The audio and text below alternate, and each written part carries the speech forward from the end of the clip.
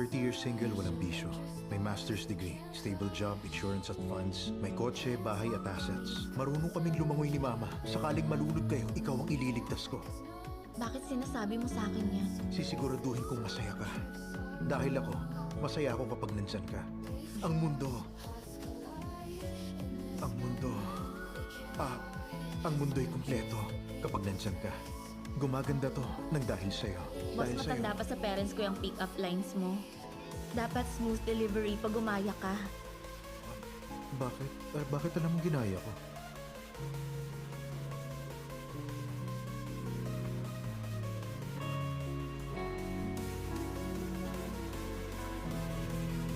Talaga bang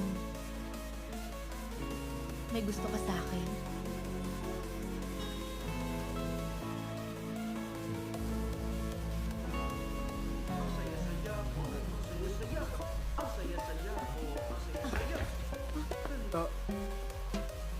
Teka. Ngayon? Oh, boss, andito ka pa? Oo. May binalikan lang ako tapos ng client meeting. Bakit nandito ka? Ha, ako rin. May kukunin lang na files. Sakto, may kaso rin ako ilalapit sa'yo. Pahinga naman. Bukas na lang yan. Ha? Ang aga pa. Oo nga. Pero pahinga naman. Boss, pinili mo ang pahinga kaysa pag-usapan ng kaso? May nagawa ba akong mali, Attorney Chen? Ano ka ba? Maayos ang trabaho mo. Kaya umuwi ka na. Alis na ako. Ay! Ano na naman? Kala ko OT si Chang Yao. Umalis na siya? Nakita kong pababa na siya kanina. Makauwi na rin. Okay. Ay, di ba uuwi ka na? Hindi ko nakuha yung file. Yun yung pinunta ko eh.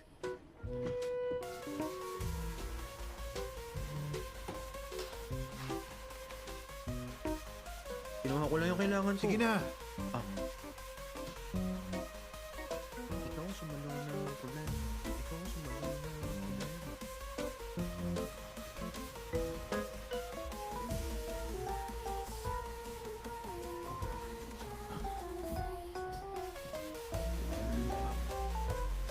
Changyaw, bakit nagtatago ka dyan? Lumabas ka na dyan.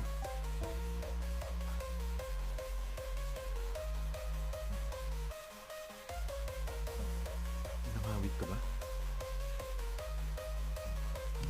Exercise. Okay din yan.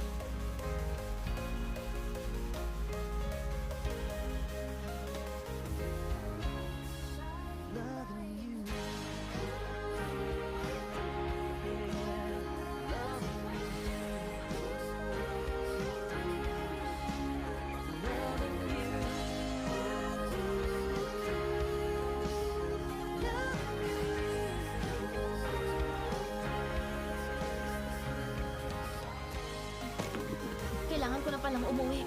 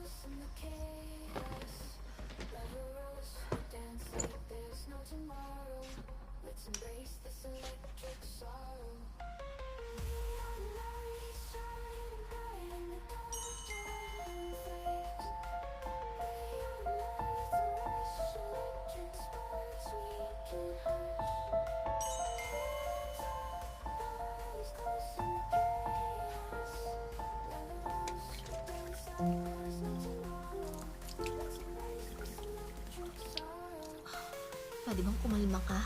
Huwag kang mag-isip.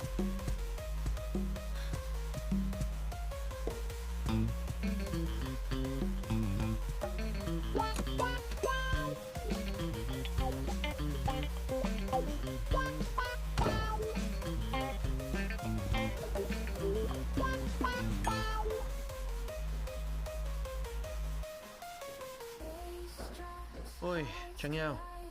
Good morning, Bao. Good morning.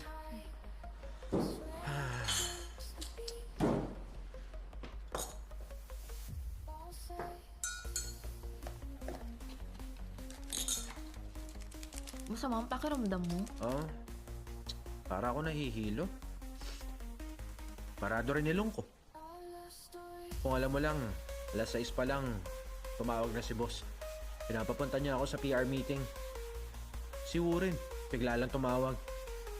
Pinapagawa ako ng disclaimer notice. Alam ko si boss kailangan ako. Pero si Attorney Wu, kalahin mo kailangan ako. Anong disclaimer? Para ba sa Junhang? Chang Yao! Heto, nag-announce na si Bai Xingmang na buntis siya. May binanggit siyang Richard D. Wow.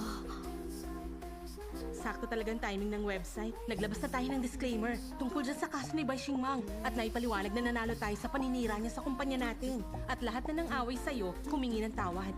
Kaya yang si Bai Xingmang, parang sinampal-sampal. Ito ba yung inasikasa mo kanina? O sige, ang totoo kasi niyan, hindi akong nag-draft niyan. Si boss ang gumawa. Pero may parte rin ako. Naaminin ko na may talent din naman talaga ako pagdating sa PR. Oo nga. At yun din ang sabi ni Attorney Wu. Baka peratahin niya ako. Anong gagawin ko? Ikaw nang bahala. Ang malas lang ni Bai Xingmang dahil si Atty. Chen ang kinalaban niya. Matagal ding nanahimik si Atty. Chen kaya sakto talagang araw na to na ipaghiganti ka na niya. Ang saya. Sinong pipiliin ko? I'm sorry, Attorney Wu. Umamin na ako. Parang namadali. Ngayon, manliligaw na ako ng tama. May suggestion kayo sa akin? Pero baka di ko masunod, ah.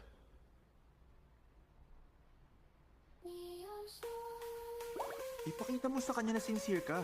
Mahalaga yon. Pag nakita ng babaeng sincerity mo, sigurado magkaka-girlfriend ka.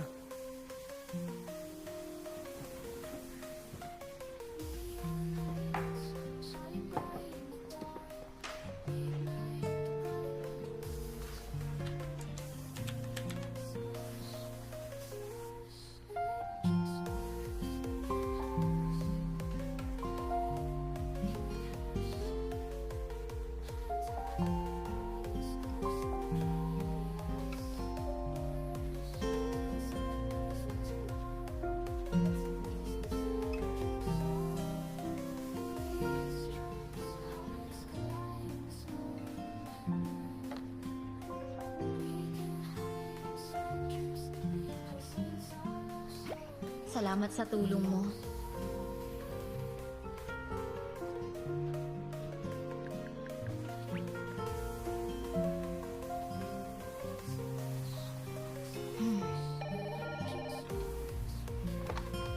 Hello? Pumasok ko sa opisina. Okay. Paano na?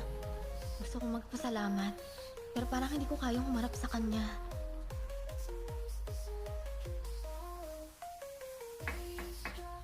Pasok.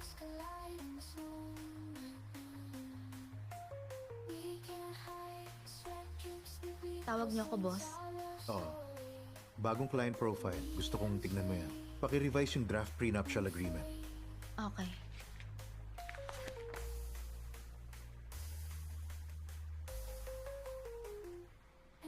Yung nakatag sa post ni Bai Xingmang? Oo. Siyang may hawak ng Can-Can novel, ang pinakamalaking competitor ng Tuan-Tuan. Kaya ba ganun si Bai Xingmang kay Shujun? Nag-public announcement siya na buntis siya dahil sa prenuptial agreement kay Lining. Yun mismo. Pero hindi sa kanyang prenup. Anak ng media tycoon ang pakakasalan ni Richard. Marriage alliance ang dalawang pamilya. Wala na siyang balak pakasalan si Bai Xingmang. Ginamit niyang pagbubuntis niya, pero hindi siya sineryoso ni Richard. Nag-public announcement si Bai Xingmang na buntis siya para masira si Richard Lee at umatras ang fiancé niya. Oo. Magtatagumpay ba siya? Imposible yun. Nakalatag ng prenup agreement ni Richard at fiancé niya. May mga babaguhin lang sila sa agreement dahil sa announcement na ginawa ni Bai Xingmang. Handa at desidido ang media tycoon na sirain ang karir ni Bai Xingmang. Dagdag isipin sa kanya ngayon kung paano mabubuhay na single mother. Ito ang unang kaso ko sa Junhang. Hindi ko lang inasahan ang resulta. Ang mali niya, minaliit niyang kalaban niya. Walang celebrity influence ang makakasira sa marriage alliance. Nga pala, pinili mo bang manahimik para makaganti tayo ng ganito? Sabi ko noon, ang manakit sa tao ko, ako ang makakalaban.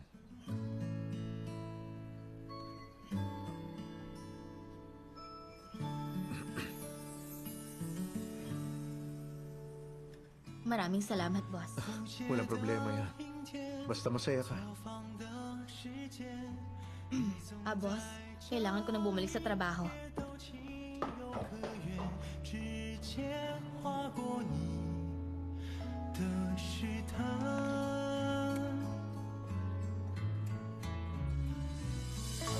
当蓝天晚霞藏进了灯火，夜色来了，星闪烁，焦点像被你的脸庞勾勒。 最美的独白是你的存在，最可能的明天我不想掩盖，交换了多久的眼神，心跳几拍，偷偷快。最美的告白是爱的存在，最多有些意外。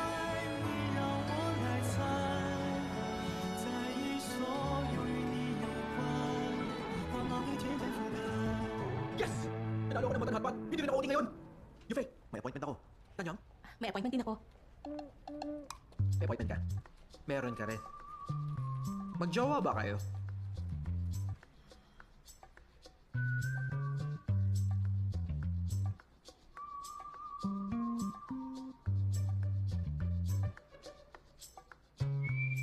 Anong oras na ba?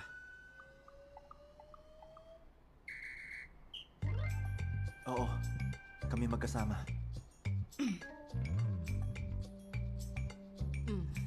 Kaming dalawa na. Sige na. Kayong dalawa na. Silang dalawa na. Nakakatawa yan? Kung ayaw, wag na. Gagawa-gawa pa na kasinungalingan. O di sige, magjowa tayong apat. Chupi, chupi, chupi, chupi. Mukha ba yung joke? Changyao, sasama ka? Okay ka?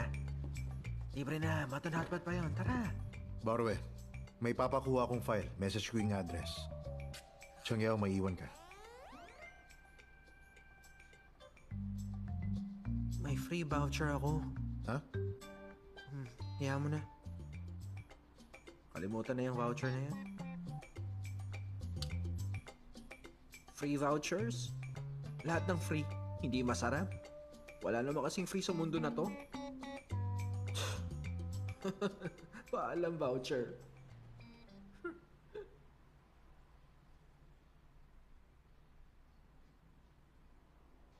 Pwedeng ako magatid sa'yo?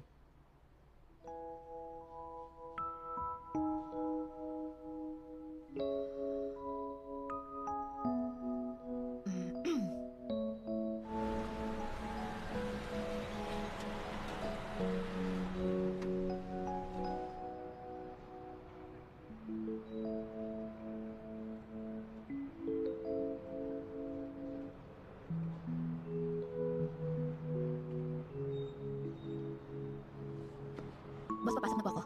Okay.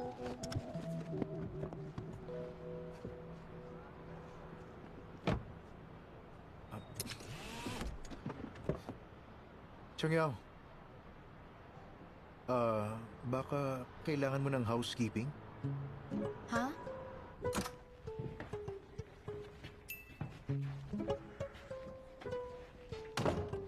Salamat.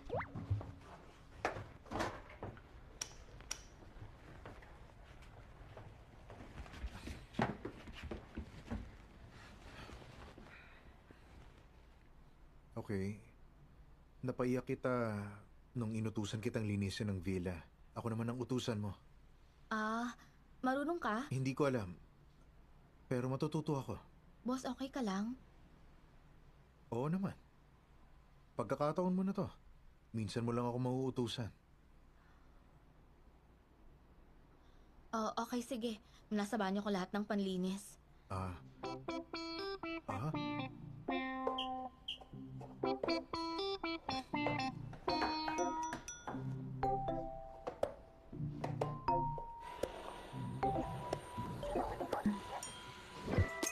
Uy! Anong nangyari? Wala. Nasagi ko na. Huwag na! Hindi ko naman sinasadya. Baka masugatan ka. Sa kusina na. Ako na lang dyan. Sige. Okay.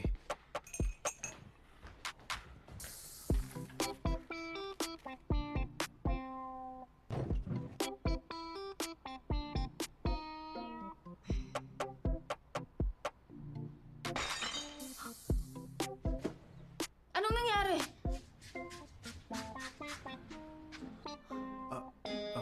Manipis yung plato eh. Hindi ka nasugatan? Hindi naman. Boss, mukhang malinis naman na yung bahay ko. Salamat sa paglilinis. Buti pa umuwi ka na. Uuwi ako pagkatapos dito. Ako na lang magtutuloy niyan. Sige na. Sige.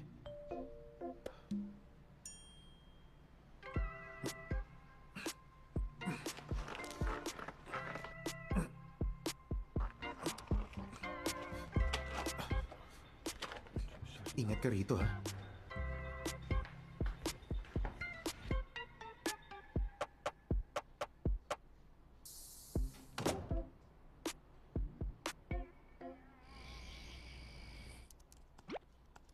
Patulong. Sa wakas, umuusad na rin ang thread natin na to. Kumusta? Kayo na ng assistant mo? Hindi pa rin. Parang ayaw niya yung diskarte ko eh. Ano nangyari? Baka naman may nagawa ka o nasabi ka na hindi kinatuwa ng assistant mo. Nag-hire ka ng helicopter, nagpa-billboard ka na mahal mo siya, o baka naman binayaran mo siya para maging kayo na. Ginawa ko na lahat para makabawi. Pero parang lumala pa.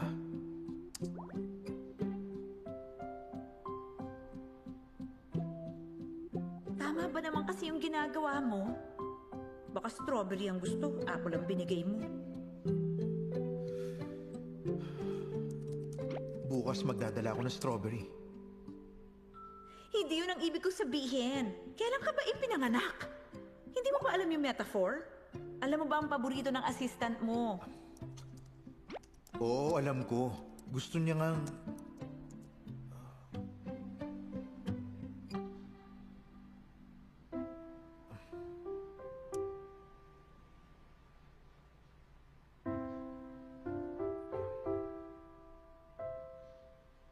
Pwede bang paturo kung anong gagawin? Ang gusto ko lang, tanggapin niya ako.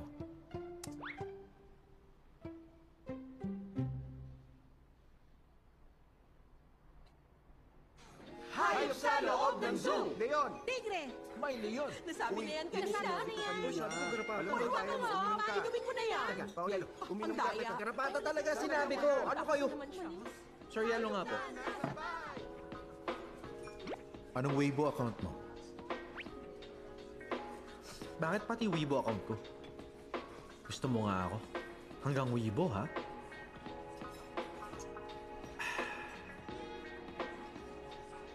Bakit gising ka pa? Bakit gising ka pa? Salamat, sir. Pero, nakakahiyang sabihin sa inyo. Heto, cutie-cute baw-baw.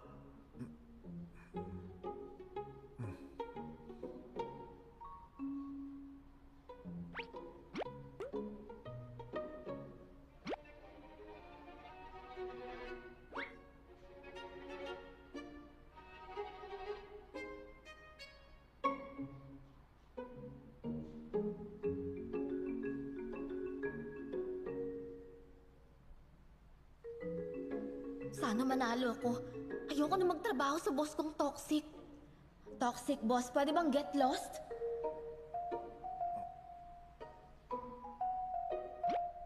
Ano naman yung get lost?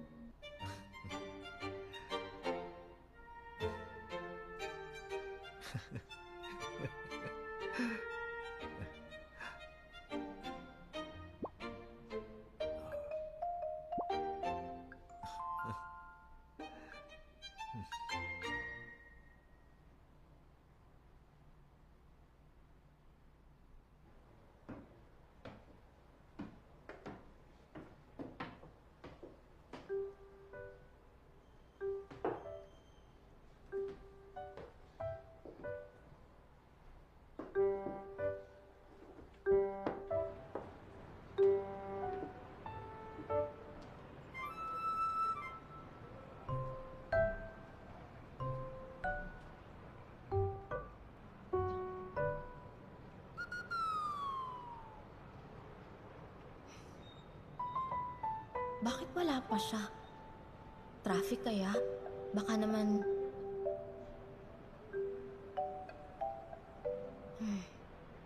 Wala kang pasensya ang mga lalaki.